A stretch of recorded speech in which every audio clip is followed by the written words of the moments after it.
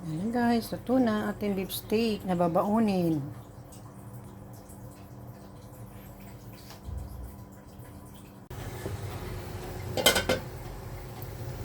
Ayan guys, gagawa tayo ng beef steak. Order ng aking bunso. Yan ang babaunin namin sa dagat. Dapat pag bake macaroni ako, mas matimbang yung beef steak kasi paborito niya to eh. Kaya ayan guys, beef steak tayo uli. Ayaw ko na nga sanang i-video kasi puro na lang beef steak ang video ko nung mga nakaraan, di ba? Wala tayong magawang kaya wala tayong magawang mai-release natin. So, video uli. O yan. Ayan na po yung ating beef steak. Yan daw ang aming babaunin.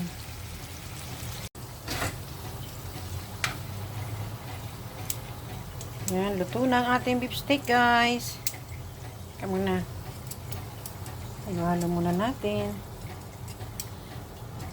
Medyo patutuyo-tuyo natin ng konti ang sabaw. Teka, baliktarin nga natin. Para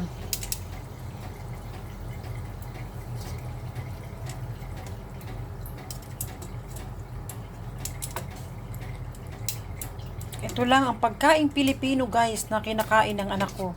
Kumakain naman siya ng iba pero ang itong hindi siya magsawa. Itong beef steak, tapa, yan ang mga gusto niya guys na